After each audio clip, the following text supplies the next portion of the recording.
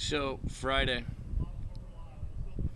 the building behind me, built in 1917, survived the 1964 earthquake, and nowadays it houses Zudi's Cafe, which has amazing cheesecake, and Salmon Sisters have a place here.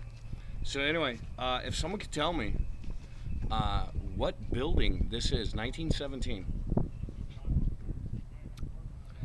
Chapter 10, Force of Arms and its application to business, or as we say downtown, business. Pasquale, Joseph, and I jammed into Pasquale's truck. Arnold had said he would follow in his car, but Joseph said, "You don't need to come. I'm sure it'll be all right." I sat in the middle of the front seat, and Joseph sat on the right. Pasquale hadn't seen Joseph before, but seemed to accept that he would be coming with us. He looked at Joseph once briefly when Joseph squeezed into the cab of the truck, and the whole truck leaned so I thought it would tip over, but then we were on our way. The house where Pasquale's relatives lived was more or less a big box with a good yard because they worked on it when they had time off. There were 4 trucks parked in front under the huge elm trees that stood along the street. The first 3 trucks I recognized. The fourth was a red pickup angled to the curb, not parked parallel like the others. A man was sitting behind the wheel with the driver's side window open, and 2 men were leaning against the end of the truck. One of them was pretending to clean his fingernails with a knife. Several of Pasquale's family members were standing around by the door of the house. They seemed a little afraid, maybe, but mostly confused.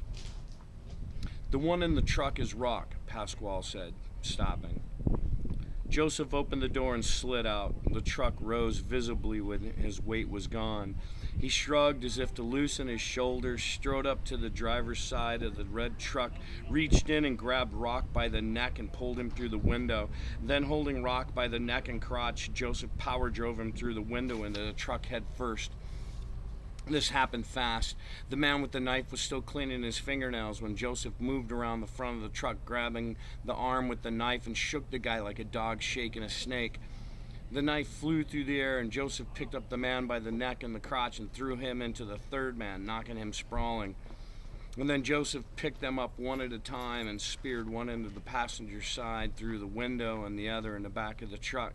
He went through the back of the driver's side and stood over Rock, who had tried to scramble around but still had one leg hanging out the window. "Don't hurt the boy who's my sponsor," Joseph rumbled, "or any of the people who work with him. If you do, I'll know and I'll come and pinch your head. Do you understand?" "You're crazy," Rock said. "All that matters is you do not hurt my sponsor or any of the people who work with him, and you do not ask them for money. If you do, I'll know and I'll come pinch your head. Do you understand?" Yeah, but this isn't over." "That doesn't matter. Only what I said matters. Start your engine and drive away." Rock scrabbled to get the key turned in the ignition, slapped the shift lever down, and tore away with one leg still sticking out the window, and the other 2 men with their legs hanging out the passenger side and the back of the truck. Pasquale's relations started a slow applause and soft whistles as Joseph came back to our truck. It had happened so fast that Pasquale and I hadn't had time to get out. Joseph moved his bulk back onto the seat, and the springs creaked as he sat down. Maybe," I said slowly, "we should have talked to them first, before, just maybe we should have talked." "We did talk," Joseph said. "Before we came, they talked and asked for money. Then after I put them in the truck, I talked. Then they drove away. That's the best way. First talk, then handle the problem, then watch them go away."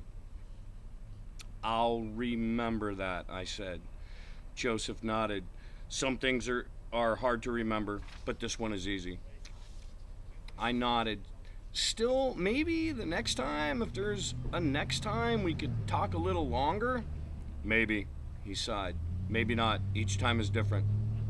Pasquale drove off, but I saw that he was looking at Joseph out of the corner of his eye, and he said something under his breath. "What?" I asked. "He's a force of nature." It was something. A big storm sweeping down to clean all things out of the way. "I think it was more like an earthquake." I trailed off thinking, "Joseph, do you have a boxing name, like a catchy title?" My name is Joseph Powdermilk, so I use that when I box.